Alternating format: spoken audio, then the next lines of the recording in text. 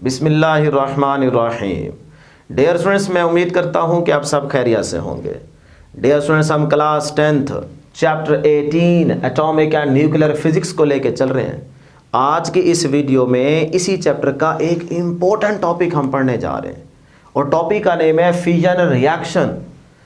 याद रहे dear students, इससे आने वाली नेक्स्ट वीडियो में जो हम टॉपिक पढ़ेंगे वो होगा फ्यूजन रिएक्शन। तो ये जो फिजन और फ्यूजन रिएक्शन अलग अलग दो टॉपिक्स हैं, ये बोर्ड के पॉइंट ऑफ व्यू से इसी चैप्टर के इंपॉर्टेंट लॉन्ग क्वेश्चंस हैं। तो आप इन दोनों को लॉन्ग के पॉइंट ऑफ व्यू से तैयार करेंगे। अब डियर स्टूडेंट्स, आज की इस वीडियो में हम सिर्फ फिजन रिएक्शन को एक्सप्लेन करेंगे। अब अगर ये टॉपिक आप अच्छे तरीके से समझना चाहते हैं, 100% इस टॉपिक को तैयार करना चाहते हैं, क्लियर करना चाहते हैं, तो डियर स्टूडेंट्स फिर आज की ये वीडियो आपको पूरी देखनी पड़ेगी। एक एक बात मेरी गौर से सुननी पड़ेगी, समझनी पड़ेगी और साथ साथ नोट करनी पड़ेगी। तभी ये टॉपिक आपको 100% जो है वो क्लियर हो जाएगा और तैयार हो जाएगा। जो भी आपके डाउट्स होंगे इंशाल्लाह इस वीडियो में वो क्लियर हो जाएंगे इस टॉपिक से रिलेटेड। अगर आप सिर्फ इस नियत से आए हैं कि हमें एक डेफिनेशन समझा दी जाए, बता दी जाए और उसके बाद डायग्राम से थोड़ा बहुत बता दिया जाए, फिर जो क्वेश्चन आएगा हम कर लेंगे, ये आप गलत फहमी में है। फिर आप इस वीडियो को छोड़ें, कहीं और से वीडियो देख लें। इस चैनल पे आपको इंशाल्लाह 100% आपका कॉन्सेप्ट क्लियर करवाएंगे, आपके जितने डाउट्स होंगे वो क्लियर होंगे। तो इसीलिए हम थोड़ा सा टाइम ज़रूर लेते हैं। देखें, हर वीडियो में हमारा थोड़ा सा टाइम ज़्यादा लिया जाता है, वो इस वजह से कि हम एक एक पॉइंट को एक्सप्लेन करते हैं। क्योंकि 25% पेपर एनालिटिकल बेस्ड आएगा, कॉन्सेप्चुअल आएगा। वो पेपर आप तभी सॉल्व कर सकते हैं जब आपने हर टॉपिक को कॉन्सेप्चुअल पढ़ा होगा, समझा होगा, नोट किया होगा, मटीरियल इकट्ठा किया होगा। फिर जो भी इंशाल्लाह कॉन्सेप्चुअल एमसीक्यू आएगा, शॉर्ट आएगा, आप उसका 1-2 सेकंड में आंसर दे सकते हैं। बस शर्त यही है कि आपने अच्छे तरीके से चीज़ों को सुनना है, समझना है और नोट करना है। ठीक है, तो थोड़ा सा टाइम लगेगा, फिर से कह रहा हूँ, लेकिन चीज़ें इंशाल्लाह आपकी क्लियर हो जाएंगी। तो मैं उम्मीद करता हूँ कि आप इंशाल्लाह ये वीडियो पूरी देखेंगे और इंशाल्लाह जब आप वीडियो देख लेंगे, समझ लेंगे, नोट कर लेंगे, तो आप कमेंट सेक्शन में ज़रूर बताएंगे कि आपको 100% ये टॉपिक तैयार हो गया कि नहीं हो गया। हम फॉर्मेलिटी पूरी नहीं करेंगे, चीज़ें इंशाल्लाह सारी आपको एक्सप्लेन करेंगे जितनी आपके लिए ज़रूरत होगी। अब डियर स्टूडेंट्स, मैं ना यहाँ से थोड़ा सा स्टार्ट बाद में करता हूँ। पहले मेरा एक छोटा सा क्वेश्चन है। देखिए, पहले हम सोचें तो सही कि आज हम पढ़ने जा रहे हैं फिजन रिएक्शन और आगे नेक्स्ट पढ़ेंगे फ्यूजन रिएक्शन। तो ये फिजन एंड फ्यूजन रिएक्शन हो क्यों रहे हैं भाई? ये फिजन एंड फ्यूजन चल क्यों रही है भाई? वो तो देखेंगे ना भी क्या कैसे चल रही है, वो तो बाद की बात है। पहले हो क्यों रही है ये रिएक्शन? फिजन रिएक्शन क्यों हो रहा है, फ्यूजन रिएक्शन क्यों हो रहा है? अगर इस क्वेश्चन का आंसर क्लियर होगा ना, तभी तो आगे आपको पढ़ने में मज़ा भी आएगा और समझ भी आएगी कि अच्छा इसीलिए प्रोसेस चल रहा है। तो पहला क्वेश्चन क्या है कि फिजन रिएक्शन और फ्यूजन रिएक्शन चल क्यों रही है, हो क्यों रही है ये रिएक्शन, वजह क्या है? तो फिर उस वजह का ना पहले हम यहाँ पे आपको आंसर देंगे ग्राफ में, फिर उसके बाद टॉपिक स्टार्ट करेंगे तो आपको इंशाल्लाह मज़ा भी आएगा और समझ भी आ जाएगी। तो एक छोटा सा ग्राफ देखिएगा, वैसे ये हायर क्लासेस में आप पढ़ेंगे ग्राफ, उसको एक्सप्लेन भी किया जाएगा, लेकिन फिलहाल आप इसको याद रखें ताकि आपको इस क्वेश्चन का आंसर मिल जाए कि भाई ये रिएक्शन क्यों हो रहे हैं, आखिर क्या ज़रूरत पड़ गई है कि ये रिएक्शन इस तरह से हो रहे हैं, फिजन एंड फ्यूजन। तो फिर बेटे याद रखिएगा, एक ग्राफ देखें पहले। Mass number along x axis और अलॉन्ग वाई एक्सिस हमने स्टेबिलिटी को कंसीडर करना है। अब मैस नंबर और स्टेबिलिटी के बिटवीन जो ग्राफ आता है ना कुछ एलिमेंट्स का, वो यूं आता है क्योंकि हमारे पास हैवी न्यूक्लियाई भी हैं और लाइटर भी हैं। तो इसीलिए इन दोनों का जो ग्राफ हमारे पास आता है वो कुछ इस तरह का आता है। ये देखें, या बस इसको ऐसे भी समझ लें, याद कर लें। इंशाल्लाह आगे जब आप आएंगे ना हायर क्लासेस में तो फिर आपको ये एक्सप्लेन भी किया जाएगा। ये है जी आपके पास, अगर पीक्स इस तरह से बनाना चाहते हैं तो बना लें, अदरवाइज बस ज़रूरत नहीं है। ये ग्राफ है, ठीक है। और इसी ग्राफ को आप कुछ इस तरह से भी सिर्फ समझने के लिए बना सकते हैं, बस यूं भी बना सकते हैं। ये डिफरेंट एलिमेंट्स के लिए पीक्स बनती हैं, इसीलिए हमने इस तरह से इसको शो किया हुआ है। बस आपको थोड़ा सा हमने समझाना है, फिर अपने टॉपिक को आगे लेके चलना है ताकि आपको उस क्वेश्चन का पहले आंसर मिल जाए। अब डियर पता है ये ग्राफ क्या बता रहा है? देखें, अगर मैं इस पॉइंट की बात करूं ना, ये इस पॉइंट की, तो ग्राफ में ये बताया जा रहा है कि भाई इस पॉइंट पे ना देखें अलॉन्ग वाई एक्सिस क्या है, स्टेबिलिटी। तो इस पॉइंट के ऊपर स्टेबिलिटी ज्यादा है, मैक्सिमम है। मैक्सिमम है ना। फिर यहाँ पे देखें इसके कंपैरेटिवली स्टेबिलिटी कम होती जा रही है और यहाँ पे वैसे ही कम है। तो ये ग्राफ में वो पॉइंट है जहां पे स्टेबिलिटी मैक्सिमम है, ज्यादा है। तो फिर यहीं पे एमसीक्यू बन गया कि स्टेबिलिटी मैक्सिमम किस एलिमेंट की होती है, किसकी होती है। तो फिर आप आंसर क्या देंगे, नीचे ऑप्शंस होकर यूरेनियम, आयरन, निकल, कोबाल्ट, तो किसकी स्टेबिलिटी ज्यादा होगी। तो फिर याद रख लें ये जो मैक्सिमम स्टेबिलिटी आ रही है ना डियर स्टूडेंट्स, ये आयरन की है। ये किसकी है, आयरन की। याद रख लें ये आयरन की स्टेबिलिटी सबसे ज्यादा है, मैक्सिमम है, सबसे ज्यादा है, मैक्सिमम है। ये एमसीक्यू क्लियर कर लें। अच्छा, उसके बाद यहां पे बन गए दो रीजन। ये एक रीजन बन गया ये वाला, ये देखें, और एक रीजन बन गया इससे आगे ये वाला। ये दो रीजन बन गए। अब डियर स्टूडेंट्स यहां पे देखें mass number along x axis है। इसका मतलब यहां पे वो सारे लाइटर न्यूक्लियाई होंगे जिनका मैस कम होगा, और यहां पे अगर आप पहुंचेंगे तो सारे क्या होंगे, हैवियर होंगे। वो आप कोई भी एग्जांपल ले लें, 235 यहां पे कंसीडर कर लें, 300 भी कर सकते हैं। इसका मतलब यहां सारे हैवी न्यूक्लियाई हैं। मैं लिख देता हूं, ये बातें समझना जरूरी है डियर स्टूडेंट्स।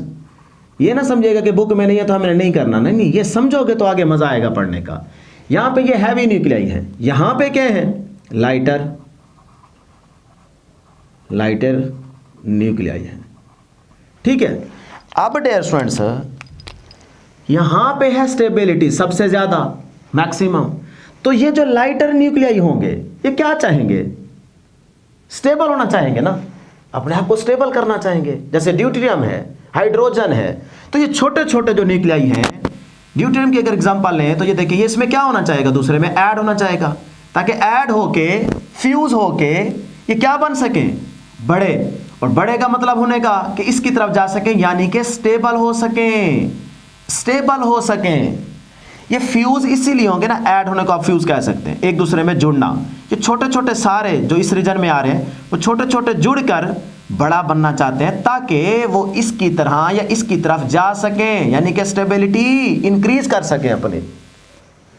तो फिर क्या पॉइंट मिला, ये क्या हो रहे हैं, फ्यूज हो रहे हैं। फ्यूज क्यों होना चाह रहे हैं, फ्यूज, ताकि ये फ्यूज होकर बड़ा बन सके। बड़े से मुराद जितना बड़ा बनेंगे तो इसकी तरफ पहुंचेंगे, मतलब इनकी स्टेबिलिटी बढ़ेगी। तो ये अपने आप को स्टेबल करना चाह रहे हैं, इसलिए फ्यूज हो रहे हैं। तो फ्यूज से याद रखें कौन सा प्रोसेस चल रहा है यहां, फ्यूज से फ्यूजन। तो फिर मैं कह सकता हूं कि यहां जो प्रोसेस चल रहा है वो है फ्यूजन। ये फ्यूजन रिएक्शन यहां क्यों हो रहा है, क्योंकि ये सारे मिलकर बड़ा बनना चाहते हैं। बड़ा इसीलिए मतलब इसकी तरफ आना चाहते हैं, इसकी तरफ आने का मतलब स्टेबिलिटी, मतलब स्टेबल होना चाहते हैं। तो फिर अब मैं अगर पूछूं कि फ्यूजन रिएक्शन क्यों हो रहा है, तो आप कहेंगे सिर्फ और सिर्फ स्टेबिलिटी के लिए, क्योंकि ये सारे लाइटर न्यूक्लियाई अपने आप को स्टेबल करना चाहते हैं। तो इसीलिए फ्यूज होके जुड़कर एक दूसरे के साथ मिलकर अपने आप को स्टेबल करना चाहते हैं, इसलिए फ्यूजन रिएक्शन हो रहा है। अब डेढ़ जरा यहां पे देखें, टाइम लगेगा लेकिन चीजें समझ आएगी इंशाल्लाह। यहां हो गए सारे हैवी न्यूक्लियाई, बड़े न्यूक्लियाई, जैसे यूरेनियम की बात कर लें आप। अब ये भी चाहता है इसकी तरफ आना, इस पॉइंट की तरफ आना, मतलब स्टेबल होना चाहता है, क्योंकि यहां पे स्टेबिलिटी ज्यादा है। तो फिर इसमें से कुछ हिस्सा इसको अपने आप को ब्रेक करना पड़ेगा, क्योंकि तो बहुत हैवी है। तो जब ये कुछ हिस्सा ब्रेक करेगा एनर्जी रिलीज होगी, यहां पे भी एनर्जी रिलीज हो रही है, वहां पे भी एनर्जी रिलीज हो रही है। तो इसका मतलब ये बड़ी चीज स्प्लिट अप होगी दो या दो से ज्यादा छोटी चीजों में। तो ये देखें, जब ये बड़ी चीज अपना हिस्सा ब्रेक करेगी, दो में ये डिवाइड हो गए, कन्वर्ट हो गया। तो बड़ी चीज का दो या दो से ज्यादा हिस्सों में कन्वर्ट होना, ये क्या कहलाता है, ये कहलाता है डियर स्टूडेंट्स फिजन, जिसे आप फिशन कह सकते हैं। अब ये ऐसा क्यों हो रहा है, ताकि ये स्टेबल हो सके। तो स्टेबिलिटी के लिए ये फिजन रिएक्शन यहां पे चल रहा है। तो इस रीजन में फिजन रिएक्शन हो रहा है, इस रीजन में फ्यूजन रिएक्शन हो रहा है। तो छोटे छोटे सारे फ्यूज होकर बड़ा बनना चाहते हैं ताकि स्टेबल हो सके। तो स्टेबिलिटी के लिए फ्यूजन रिएक्शन हो रहा है। और यहां पे देखें, बड़े वाला टूटकर छोटों में डिवाइड होना चाह रहा है, इसीलिए ताकि वो भी इसकी तरफ आ सके, स्टेबिलिटी बढ़ा सके। तो स्टेबिलिटी के लिए फिजन रिएक्शन हो रहा है। तो अब बताएं, वो क्वेश्चन आपका क्लियर हुआ कि फिजन एंड फ्यूजन रिएक्शन क्यों हो रहे हैं? तो आप कहेंगे सिर्फ और सिर्फ स्टेबिलिटी के लिए ये रिएक्शन हो रहे हैं। अब हम आज की वीडियो में पढ़ेंगे फिजन रिएक्शन, ये वाली कहानी पढ़ेंगे। देखिए जो 4, 5, 7 मिनट की कहानी थी ना, इसको बस एक्सप्लेन करना है, ये है आज का टॉपिक। इसको अलग से एक्सप्लेन करेंगे, इसको अलग से आने वाली वीडियो में एक्सप्लेन करेंगे। लेकिन यहाँ से जो कुछ बताया है ना, इसको याद रखिएगा। 4 बातें मैंने बताई हैं, MCQ कोई भी है यहाँ से तो आप इजीली उसका आंसर दे सकते हैं। नंबर 1, मास नंबर और स्टेबिलिटी के बिटवीन जो ग्राफ है उसमें 2 प्रोसेस चल रहे हैं, एक फ्यूजन रिएक्शन, एक फिजन रिएक्शन। ठीक, अब इस ग्राफ में जो सबसे ज्यादा स्टेबिलिटी है मैक्सिमम, वो किसकी है? आयरन की। 2 बातें होगी। तीसरी बात, फिजन रिएक्शन में क्या चल रहा है? हैवी चीज का ब्रेकअप हो जाना, स्प्लिट अप हो जाना। कितने पार्ट्स में? 2 या 2 से ज्यादा पार्ट्स में। इसे कहते हैं फिजन। क्यों होना चाह रहे ये प्रोसेस? क्यों? स्टेबिलिटी के लिए। और इधर क्या 3 बातें होगी। चौथी बात इधर क्या पड़ी है? फ्यूजन रिएक्शन में छोटे छोटे लाइटर न्यूक्लियाई फ्यूज होकर, जुड़कर, मिलकर बड़ा बनना चाहते हैं ताकि स्टेबल हो सके। तो यहां पे फ्यूजन रिएक्शन भी क्यों हो रहा है? स्टेबिलिटी के लिए। तो इस तरह ये आपने बातें याद रखनी है। लो जी, फिर अब हम स्टार्ट करते हैं। टॉपिक है फिजन रिएक्शन, जो कि आपने लिखना है। वो भी अगर आप पेपर में बना देंगे तो कोई मसला नहीं, लेकिन उसको सिर्फ समझने के लिए याद रखिएगा। अब आते हैं, स्टार्ट करते हैं फिजन रिएक्शन की सबसे पहले डेफिनेशन। तो डेफिनेशन पर जरा गौर कीजिएगा। अच्छा, वैसे एक छोटा सा और पॉइंट भी है। वो पॉइंट ये है कि जब ये रिएक्शन चल रहे होंगे तो क्या मैस कांस्टेंट रहेगा? Law of conservation of mass satisfy होगा? तो फिर याद रख ले, यहीं पे हो भी सकता है और नहीं भी। यानी कि law of conservation of mass satisfy हो भी रहा है और नहीं भी हो रहा। आपकी नज़र से नहीं हो रहा, आइंस्टाइन की नज़र से हो रहा है। फिर इस चीज़ को हम एक्सप्लेन करेंगे इंशाल्लाह अगली हायर क्लासेस में। अगर आप इसका आंसर चाहते हैं तो फिर वो E = mc स्क्वायर की इक्वेशन से आप बता सकते हैं, क्योंकि वही आइंस्टाइन की इक्वेशन है कि जो मैस मिसिंग होगा, कम हुआ होगा, वो किधर गया है? वो एनर्जी में कन्वर्ट हो गया है। और मैस क्या है? एनर्जी। और मैस एनर्जी तो है, सही है ना? एक ही चीज़ है। मैस एनर्जी में कन्वर्ट हो सकता है, एनर्जी मैस में कन्वर्ट हो सकता है। बहरहाल वहाँ से आप आंसर दे सकते हैं और फिर कह सकते हैं कि law of conservation of mass satisfy हो रहा है। लेकिन अगर आप आम नज़र में देखेंगे, आम हालात के मुताबिक देखेंगे, तो फिर कभी भी इस चीज़ का और इन दोनों का अगर टोटल मैस देखें तो मैस कभी भी बराबर नहीं होगा।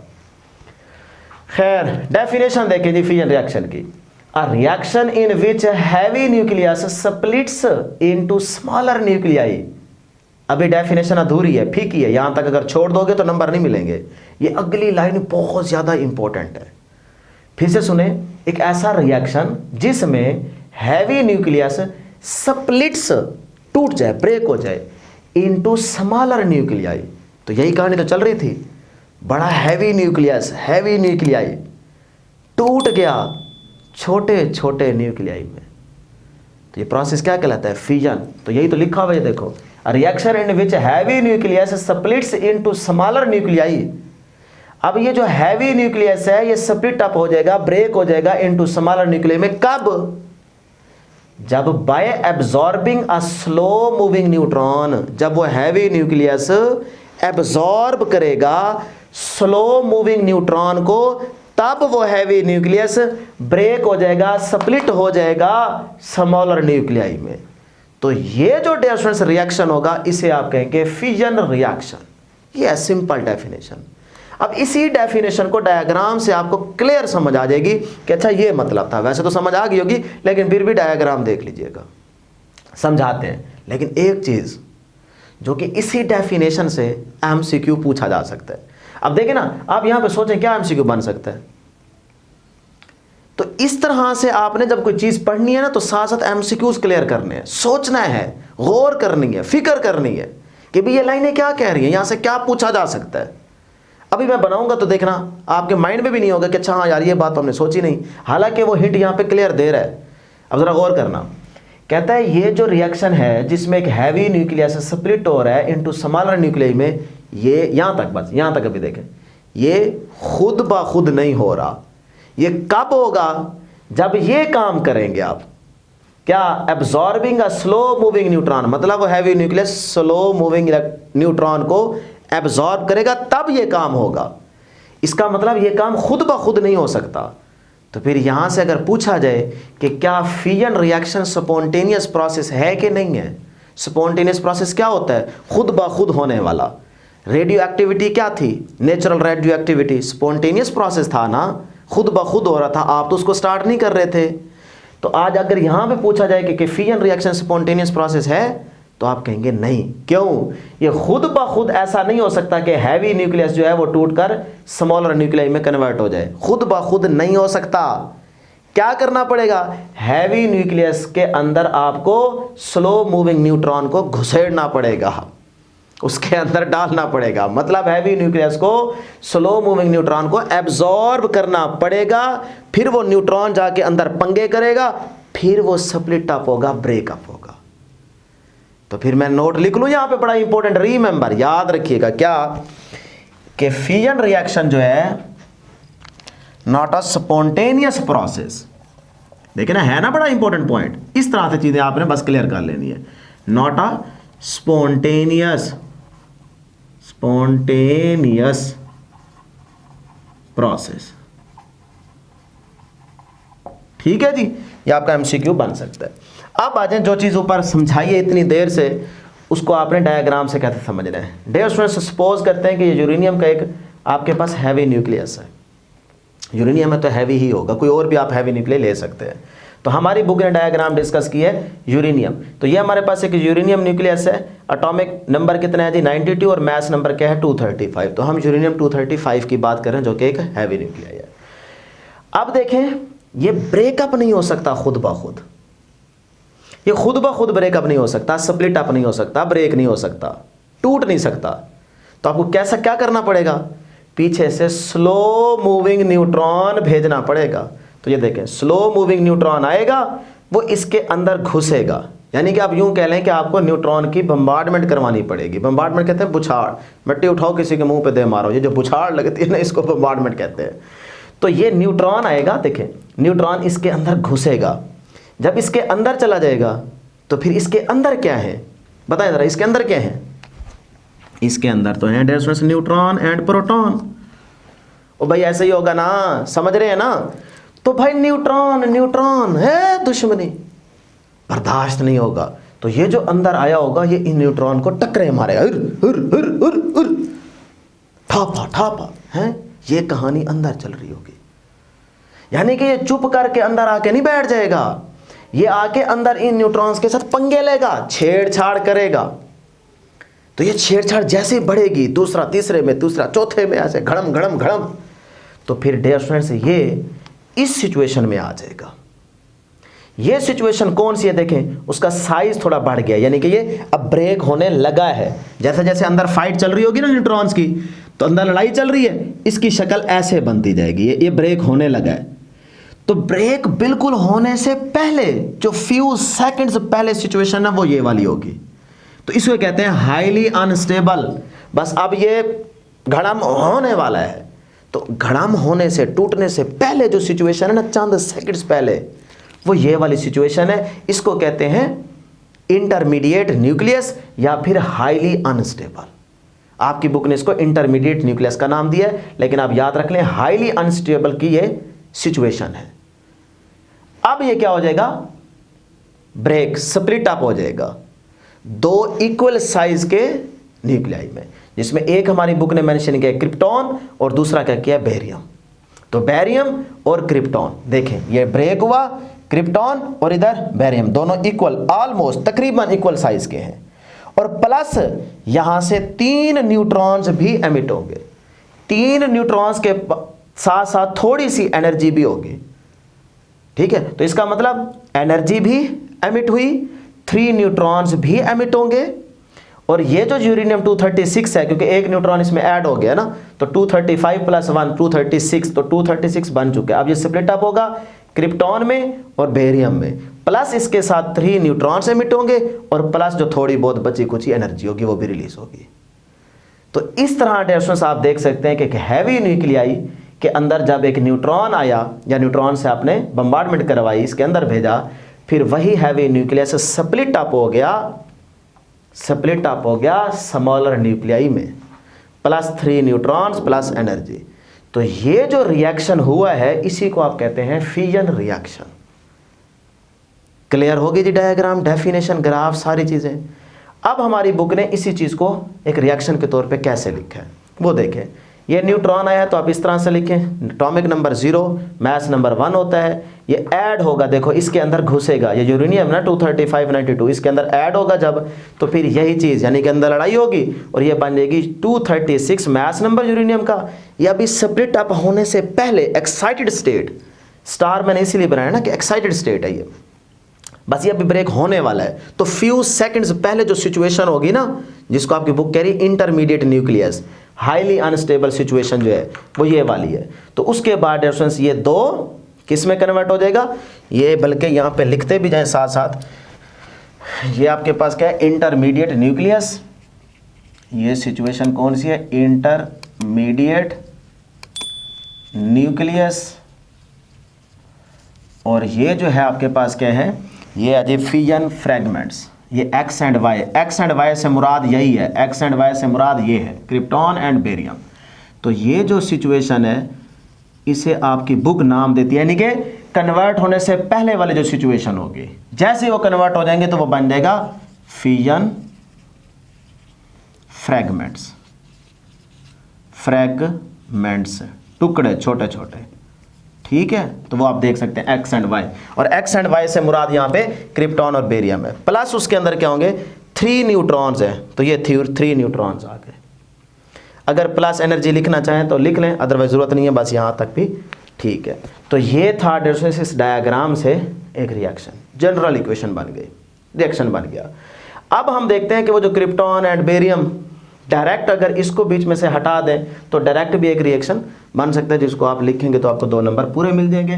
चलें जी, अब डियर स्टूडेंट्स यहाँ पे आपने ये सारी चीज़ें तो समझ ली। अब एक छोटा सा पॉइंट याद रखें, रिमेंबर, याद रखिएगा भाई, ये जो रिएक्शन चल रहा था इसको पहले किसने ऑब्जर्व किया, किसने बताया कि भाई ये कहानी चल रही है। तो डियर स्टूडेंट्स ये बड़ा इंपॉर्टेंट MCQ बन सकते हैं, इसको MCQ के पॉइंट ऑफ व्यू से तैयार कीजिएगा कि इन 1939 में साइंटिस्ट हैं जी हमारे पास ओटो हैन और दूसरे नंबर पे क्या है, फ्रिट्ज स्ट्रैसमैन। तो दोनों ने ऑब्जर्व किया पहली बार कि भाई ये कहानी चल रही है। तो फिजन रिएक्शन के लिए ये आपने ऑब्जर्वेशन याद रखनी है, साइंटिस्ट के नाम। उसके बाद मैंने यहाँ पे अगली लाइन लिखी है कि uranium nucleus was splits into nearly equal fragments after absorbing a slow moving neutron. यानी कि ये जो कहानी अभी बताई है कि जब ये स्लो मूविंग न्यूट्रॉन को एब्जॉर्ब करेगा तो उसके बाद ये वाली जो सिचुएशन आएगी, ये वाली कौन सी सिचुएशन है, इंटरमीडिएट न्यूक्लियस वाली सिचुएशन। तो उसमें जब वो uranium nucleus was split into nearly equal fragments, तो ये वाली सिचुएशन जब ब्रेकअप होगी, स्प्लिट होगी, 2 इक्वल साइज ऑफ न्यूक्लियाई, तो उस टाइम अगर हम रिएक्शन लिखना चाहें तो फिर क्या होगा। देखिए अब ये वाली कंडीशन बीच में से निकल जाएगी, स्लो मूविंग न्यूट्रॉन यूरेनियम 235 में ऐड होगा, तो फिर यही चीज़ ब्रेक हो जाएगी, हैवी न्यूक्लियस स्प्लिट अप हो जाएगा 2 इक्वल साइज के न्यूक्लियाई में, बेरियम प्लस क्रिप्टॉन। बेरियम का mass number 141, atomic number 56, krypton का मास नंबर 92, एटॉमिक नंबर 36, और प्लस इसके साथ क्या होगा, 3 न्यूट्रॉन्स भी एमिट होंगे और बची खुची बाकी जो एनर्जी होगी वो भी रिलीज हुई होगी, वो भी यहाँ लिख सकते हैं, अदरवाइज नहीं भी लिखेंगे तो आपके जहन में होना चाहिए। तो ये एक रिएक्शन बनेगा। अब जरा देखते हैं कि क्या इक्वेशन सेटिस्फाई हो रही है कि नहीं हो रही। रिएक्शन 141, अच्छा ये जरूरी नहीं है, ये बेरियम और क्रिप्टॉन के यहाँ पे आइसोटोप्स हो सकते हैं, यानी कि यहाँ पे कुछ वैल्यू और कर लें, यहाँ कुछ वैल्यू और कर लें, तो डिफरेंट आइसोटोप्स होंगे ना। तो कहीं फिर अगर रिएक्शन आगे पीछे हो जाए, मास नंबर की वैल्यू ऊपर नीचे हो जाए, तो फिर घबरा नहीं जाना, वो आइसोटोप्स होंगे डिफरेंट। तो बहरहाल आपकी बुक में यही है, तो मैं फिर इसीलिए यही एग्जांपल मेंशन कर रहा हूँ। तो अब देखें ज़रा 141 92 ऐड करें तो ये बनता है जी 2 1 3, 2 + 1 3, 9 + 4 13, तो ये आ गया 233। अच्छा अब आगे क्या है, 3 न्यूट्रॉन, तो इसका मतलब 3 और ऐड कर दें, तो ये आ गया 3 और ऐड हो गए, 3 + 3 6, ये 3 एज इट इज़ और 2 वैसे का वैसे, 236 बनता है मैथ्स नंबर। अब ज़रा इस साइड पे तो ये सारे ऐड करने से क्या बन रहा है, 3 न्यूट्रॉन आ गए ना, तो 3 और इसमें ऐड हो जाएंगे 236। इस साइड पे देखें 235 और ये 1 ऐड करें 236, इसका मतलब बिल्कुल ठीक है रिएक्शन। नीचे अगर देखें 0 + 92 92, यहाँ पे देखें 36 + 56, तो 56 + 36, 6 और 6 12, 5 और 3 8 और 1 9, तो 92 बिल्कुल ठीक है। तो इस तरह से डियर स्टूडेंट्स आपने फिर ये रिएक्शन मेंशन कर देना है। अगर आपसे अलग से एग्जांपल के तौर पे पूछा जाए तब भी आपने ये एग्जांपल देनी है, आपको 2 नंबर पूरे मिलेंगे।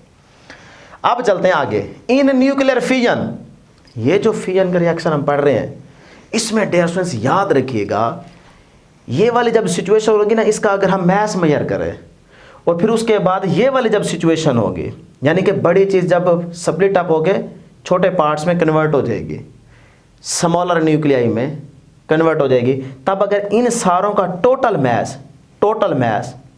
मैस मेजर करें तो यकीन जानिए इसका जो मैस होगा ना वो इससे ज़्यादा होगा। तो ये आप नाम दे सकते हैं मैस रिएक्टेंट का। ये देखें मैस रिएक्टेंट की ये सिचुएशन है, ठीक है। और उसके बाद आगे जो मैस प्रोडक्ट है, यानी कि इनको इन सारों का टोटल मैस, इन प्रोडक्ट्स का टोटल मैस, याद रखिए कभी भी बराबर नहीं होंगे। जब बड़ी चीज़ टूटेगी, छोटे हिस्सों में कन्वर्ट हो जाएगी, तो उन छोटे वाले सारे टुकड़ों का अगर मैस आप मालूम करें और उस बड़े वाली चीज़ का भी मैस मालूम करें तो मैस कभी भी बराबर नहीं होगा। क्योंकि जब वो टूटा ना तो आपने छोटे छोटे पार्ट ले लिए, जो एनर्जी रिलीज हुई होगी वो तो आपने ऐड नहीं की। यही तो आइंस्टाइन कहता था, आपने तो सिर्फ टुकड़ों को ऐड कर लिया, तो कभी भी मैस बराबर नहीं होगा। हाँ, उस एनर्जी जो रिलीज हुई है उसको अगर उन टुकड़ों में ऐड करोगे तब बराबर हो जाएगा। ये चीज़ मैं यहाँ पे भी बता चुका हूँ।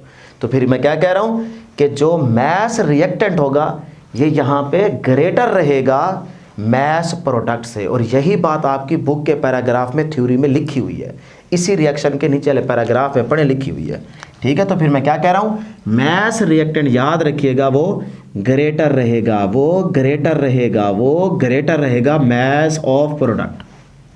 टोटल मैस ऑफ प्रोडक्ट भी कह सकते हैं कि इन सारों का मैस जोड़ें तो ये मैस लेस रहेगा। आपकी बुक में लेस देन है, यानी कि इसकी बात इसको उलट पढ़ रहे हैं, मैं यूं पढ़ रहा हूं, आपकी बुक यूं पढ़ेगी कि मैस ऑफ प्रोडक्ट जो है ये लेस देन रहेगा मैस ऑफ द रिएक्टेंट से। इसका मतलब अगर ये मैस लेस है तो फिर वो जो टुकड़े बने हैं वहां पे इसका मतलब मैस कम हो गया, मिसिंग है मैस। तो ये जो मिसिंग मैस है इसे मैस डिफेक्ट कहते हैं। नाम याद रख लें, लेकिन ये आपका क्वेश्चन नहीं बन सकता, बोर्ड की हद तक ये नहीं बनेगा, क्योंकि आपकी मैथ्स डिफेक्ट की बुक में कोई लाइन ऐसी है नहीं। बस यहाँ से ये याद रखिएगा कि यहाँ इसका मतलब मैथ्स कम हो गया, तो किधर गया है वो मैथ्स जो कम हो गया। हालांकि होना तो नहीं चाहिए, क्योंकि आपने देखा ना, दोनों को ऐड करें मैथ्स नंबर सेम आ रहा है दोनों साइडों पे, तो फिर यहाँ को अगर हम इकट्ठा करके जोड़ के मैथ्स कैलकुलेट करें तो वो कम हो जाता है। इससे क्यों हो जाता है, वो किधर गया है हमें तो नज़र नहीं आ रहा। डियर स्टूडेंट्स, वो एनर्जी में चला गया, एनर्जी में कन्वर्ट हो चुका है in the form of energy. उस एनर्जी को अगर आप ऐड करेंगे तो फिर चेक करेंगे तो इंशाल्लाह बराबर आएगा। क्लियर हो गया ना। तो इसीलिए हम सिर्फ मैथ्स की बात कर रहे हैं, तो वो ये रिएक्टेंट का मैथ्स ग्रेटर होगा मैथ्स ऑफ प्रोडक्ट से। बड़ी इंपॉर्टेंट इंफॉर्मेशन है, याद रखिएगा। लो जी, फिर आगे बड़ा इंपॉर्टेंट नोट आ गया, और ये एमसीक्यू प्रीवियस बोर्ड के पेपर में भी आ चुके हैं। क्या कि याद रख लें डियर स्टूडेंट्स कि 200 mega electron volt, 200 mega electron volt of energy is release या produced in each fission event. यानी कि पर न्यूक्लियस जो एनर्जी प्रोड्यूस हो रही है हैवी एलिमेंट की, हैवी न्यूक्लियाई की, वो तकरीबन 200 मेगा इलेक्ट्रॉन वोल्ट हो रही है प्रोड्यूस। ये बड़ी इंपॉर्टेंट इंफॉर्मेशन है, एमसीक्यू की स्टेटमेंट है, इसको याद रखना है। मैंने यहाँ पे लिखा है E = MC स्क्वायर। पता है क्यों लिखा है कि आपसे अगर कोई पूछे मैस रिएक्टेंट ज़्यादा क्यों है इससे, मतलब यहाँ कम क्यों हो गया, वो किधर गया है, तो उस मैस मिसिंग को अगर आप कैलकुलेट कर लें और फिर उस मिसिंग मैस को C square speed of light के स्क्वायर से आप मल्टीप्लाई कर दें तो आपको एनर्जी मिलेगी। वो एनर्जी यानी कि वो जो मिसिंग मैस था ना, वो कितनी एनर्जी में कन्वर्ट हो चुका है, वो एनर्जी आपको मिल जाएगी। जितना भी मिसिंग मैस है, फॉर एग्जांपल 0.9 है, 0.2 है, 0.3 है, तो उस 0.3 को आप यहाँ c स्क्वायर से मल्टीप्लाई करें, c का मतलब 3 × 10⁸ है स्पीड ऑफ लाइट की वैल्यू, मल्टीप्लाई करें, जो आंसर आएगा ना, इसका मतलब वो जो मिसिंग मैच था वो इतनी एनर्जी बन के रिलीज हो चुका है, पता लग जाएगा। फिर उस एनर्जी को इन सारों के मैथ में ऐड करें, इसके बराबर आएगी, तो law of conservation of math satisfy हो गया। ये है कहानी। देखिए टाइम लग रहा है, फिर से कह रहा हूं, लेकिन बेटे चीजें क्लियर करवा रहा हूं, एक एक चीज एक एक पॉइंट बता रहा हूं। चलें जी आगे चलते हैं। इसके अलावा आपकी बुक के पैराग्राफ में एग्जांपल छोटी सी दी गई है, ये भी आपसे एमसीक्यू पूछा जा सकता है कि इसी चीज़ को वो एग्जांपल के तौर पे समझाना चाह रहा है कि भी वो जो मैथ मिसिंग था वो एनर्जी की फॉर्म में कितना हो सकता है, वो कितनी एनर्जी बन गई है। अगर 1 kg यूरेनियम का 1 kg मैथ हो ना, याद रखिएगा वो जितनी एनर्जी बन सकता है वो कितनी एनर्जी के इक्वल हो सकता है, उसकी कितनी एनर्जी हो सकती है, बन सकती है, हो सकती है, वो होगी 67 × 10⁻10 जूल। इतने पैसे इतनी एनर्जी ले सकते हैं आप। क्लियर? E = mc ऐसे इक्वेशन से आप निकाल सकते हैं, क्योंकि मैथ्स कन्वर्ट होता है एनर्जी में, एनर्जी कन्वर्ट होता है मैथ्स में। यही तो आइंस्टाइन कह रहा है, ग्रेटेस्ट आइंस्टाइन यही तो बात बता रहा था कि मैथ्स एनर्जी ही है। जो कहते हैं ना कि मैथ्स अलग है एनर्जी अलग है, गलत है। भाई मैथ्स एनर्जी है, या आपको नाम से अलग अलग लगता है, मैथ्स अलग चीज़ एनर्जी अलग चीज़, ना ना ना ना, ये एक ही चीज़ दो अलग अलग पहलू हैं, बस एक ही चीज़ के दो अलग अलग रुख है। जैसे पौंड, डॉलर, रुपया, ये सारी क्या है, मनी, मनी है ना, पैसा है ना। तो यहाँ पे भी मैथ्स एनर्जी है, एक ही चीज़ के दो अलग अलग पहलू हैं, रुख हैं बस। तो मनी के अलग अलग रुख नहीं है, पौंड, डॉलर, रुपया है तो मनी, वही चीज़ यहाँ पे याद रखिएगा। उसके बाद बुक कहती है 1 टन जो है, 1 टन अगर आपके पास कॉयल को बर्न किया जाए, 1 टन कॉयल को अगर बर्न किया जाए तो तब इतनी एनर्जी बनती है। अब ये भी तो मैथ्स है ना, उतनी एनर्जी बनती है, कितनी, 36 अगर लिखेंगे तो वो बनेगा 36 × 10⁻9 जूल, जो कि बुक में है। अगर पॉइंट आ जाए बीच में तो तब भी आपको याद होना चाहिए, क्योंकि एमसीक्यू में वो छेड़छाड़ तो कर सकता है ना। अब ये तो नहीं है कि आप 9 वाले ऑप्शन लगा के आ जाएं, देखे ना, वो यूं भी तो कर सकता है। 36 × 10⁻10 कर दे। तो अब देखें 3.6 × 10⁻10 सही है, आंसर सही है। 36 × 10⁻10 आंसर ठीक नहीं है। अगर 36 लिखना है तो इसका मतलब एक इसमें से माइनस हो जाएगा, क्योंकि पॉइंट को आप इधर लेके जाओगे, तो फिर यहाँ पे 9 आना चाहिए, ये ऐसे, फिर ये भी ठीक है, दोनों ठीक है। लो जी, ये थी टॉपिक की डिस्कशन। अब डिस्कशन लास्ट में एक छोटा सा बुक पॉइंट डिस्कस करती है, वो है फिजन चेन रिएक्शन, यानी कि जो फिजन है ना, ये चेन रिएक्शन है, चेन रिएक्शन आगे बढ़ता जाएगा, आगे हमारे लिए खतरनाक हो सकता है। वैसे तो देखें इतनी एनर्जी आ रही है, पर न्यूक्लियस इतनी एनर्जी है, ये भी अच्छी खासी एनर्जी है, और जब ये रिएक्शन चल पड़ेगा आगे चेन बनेगी। चेन क्या कहते हैं, कड़ी से कड़ी मिलाते जाओ, बढ़ते जाओ आगे, तो फिर तो ये बहुत ज़्यादा एनर्जी होगी, तो बहुत तबाही मचा सकती है। फिर इसका हम फ़ायदा भी ले सकते हैं, नुकसान भी ले सकते हैं। इतनी ज़्यादा एनर्जी का इलेक्ट्रिसिटी तो हमें चाहिए ना, तो वो फिर आपको यहाँ पे बताएंगे। पहले इस रिएक्शन को, चेन रिएक्शन को समझें। देखिए दोस्तों, न्यूट्रॉन यूरेनियम में ऐड हुआ, इसके अंदर पंगेबाजी करेगा, छेड़छाड़ करेगा, इसको स्प्लिट अप करेगा, 2 इक्वल साइज के तकरीबन क्रिप्टॉन और बेरियम में कन्वर्जन हुई, +3 न्यूट्रॉन एमिट हुए। यही चीज़ यहाँ पे समझाई थी, ओके, यही चीज़ समझाई थी, यहाँ तक पहुँच गए। अब फर्दर क्या होगा, भाई ये न्यूट्रॉन है, फिर से ये कहानी नहीं चल पड़ेगी। देखिए न्यूट्रॉन यूरेनियम में आएगा, इसको हिट करेगा, इसके अंदर जाके छेड़ पंगे करेगा, न्यूट्रॉन से टकराएगा, लड़ाई करेगा, इसको ब्रेक कर देगा। तो अगली कहानी भी तो ऐसी ही चल रही होगी ना। लेकिन याद रखिएगा, जहाँ यूरेनियम होगा वहाँ ये काम चलेगा।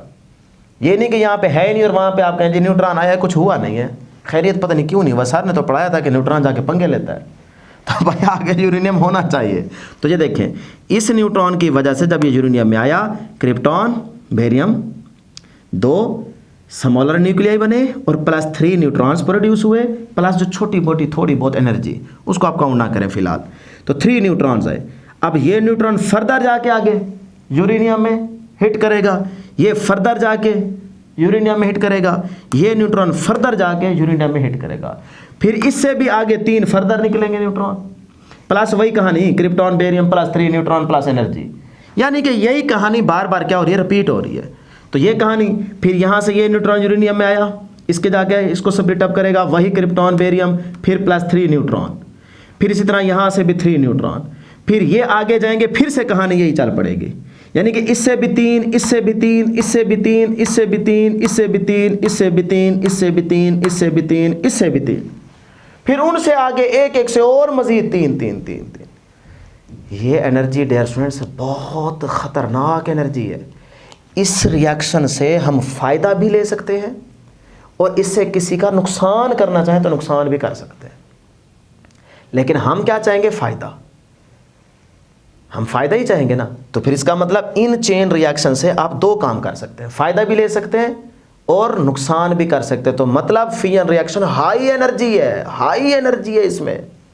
तो इस हाई एनर्जी से फ़ायदा भी लिया जा सकता है, नुकसान भी किया जा सकता है। अब फ़ायदा लेने के लिए हमें इसमें से थोड़ी बहुत एनर्जी रोकनी पड़ेगी, इसको कंट्रोल करना पड़ेगा। ये कंट्रोल से बाहर हो जाएगा काम, और कंट्रोल से बाहर हो गया तो तबाही हो जाएगी, आप नहीं बचेंगे। तो आप कर कहाँ से रहोगे, देख कहाँ से रहोगे, कंट्रोल जब होगा ही नहीं। तो इसका मतलब हम इसको कंट्रोल करके अपने फ़ायदे के लिए यूज़ करेंगे, क्योंकि इतनी अच्छी खासी एनर्जी है, बहुत ज़्यादा। और जहाँ हम कंट्रोल नहीं करेंगे वहाँ इसका मतलब हमारी सोच होगी कि हम नुकसान देना चाह रहे हैं। तो फिर यहाँ पे याद रख लें, फिजन रिएक्शन एक हमारे पास क्या है, इसमें हाई एनर्जी, इसमें क्या है, हाई एनर्जी प्रोड्यूस हो रही है इस रिएक्शन से। अब हाई एनर्जी का आप एडवांटेजेस भी ले सकते हैं, फ़ायदा, और दूसरे नंबर पे आप डिसएडवांटेजेस। ठीक है, फ़ायदा लें या नुकसान लें वो आपकी मर्ज़ी है। अब फ़ायदा आप क्या ले सकते हैं? जो dear students nuclear power plant बनाए गए हैं, पावर प्लांट, जहाँ से आप इलेक्ट्रिसिटी को प्रोड्यूस कर रहे हैं, पावर प्लांट से ही कर रहे हैं ना, पावर प्लांट्स। तो आप चाहते हैं ना बिजली आए, ज़्यादा से ज़्यादा इलेक्ट्रिसिटी प्रोड्यूस हो, ताकि पाकिस्तान में जो है वो बिजली का बहरान ख़त्म हो। तो यहाँ से जो पावर प्लांट लगाए गए हैं, वहाँ से इन रिएक्शन के थ्रू एनर्जी मिल रही है आपको। अब ये तभी हो सकता है पावर प्लांट में जब आप इस एनर्जी को कंट्रोल भी करेंगे। ये रिएक्शन आपको कंट्रोल भी करना पड़ेगा, तभी आप ये वाली चीज़ लगा सकते हैं, क्योंकि ये तो बहुत ज़्यादा एनर्जी होगी। अगर आपने कंट्रोल ना किया, काम ख़राब हो जाएगा। जब कंट्रोल नहीं करेंगे फिर आप इसको यूज़ कर सकते हैं, ये तो आपके डिसएडवांटेजेस में चला जाएगा। जब आप कंट्रोल नहीं करेंगे फिर आप उसको इस्तेमाल कर सकते हैं फॉर द एटम बम। और एटम बम फिर क्या तबाही मचाता है, ये तो आप सिर्फ फील ही कर सकते हैं ना। तो बस फील ही करें फिर। तो इसका मतलब देखें, अगर नुकसान चाहते हैं तो एटम बम में इसको यूज़ करें, अगर आप फ़ायदा चाहते हैं तो फिर इसको कंट्रोल करके हाई एनर्जी को पावर प्लांट में ले जाए ताकि वो इलेक्ट्रिसिटी प्रोड्यूस हो। अब कंट्रोल कैसे करते हैं, तो आपकी बुक में इसकी ज़्यादा एक्सप्लेनेशन नहीं है, बस जो कुछ आपके लिए जानना ज़रूरी है वो मैं आपको बता देता हूँ। डियर स्टूडेंट्स, इस रिएक्शन को हम इस्तेमाल करते हैं न्यूक्लियर रिएक्टर्स में। अब न्यूक्लियर रिएक्टर्स में बेसिकली क्या होता है कि वहाँ पे ना आप समझें कि न्यूक्लियर रॉड्स, या आप कह लें कंट्रोल्ड रॉड्स लगे होते हैं। ये आप सेकेंड ईयर में बड़ी डिटेल में आप पढ़ेंगे, लेकिन फ़िलहाल यहाँ पे आप इस पॉइंट को ज़रूर क्लियर कर लें कि न्यूक्लियर रिएक्टर्स में जो कंट्रोल्ड रॉड्स लगाए होते हैं, वो कंट्रोल रॉड्स जो हैं वो बोरॉन के या कैडमियम के बने होते हैं। और ये क्या करते हैं, ये न्यूट्रॉन को एब्जॉर्ब कर लेते हैं। कैडमियम या बोरॉन क्या करता है, न्यूट्रॉन को एब्जॉर्ब कर लेता है। तो देखें, मैं एग्जाम्पल देने के लिए सिर्फ समझा रहा हूँ। सपोज़ करें कि ये 3 है ना, तो 3 में से 1 या 2 को वो जो कंट्रोल रॉड्स होंगे वो एब्जॉर्ब कर लें, 1 को जाने देंगे। तो देखें, एनर्जी आपने कंट्रोल कर ली ना। तो आपने यहाँ पे 2 को अगर रोक लिया है, वो कंट्रोल रॉड एब्जॉर्ब कर लेंगे, तो बाकी 1 जाएगा आगे, तबाही कम होगी।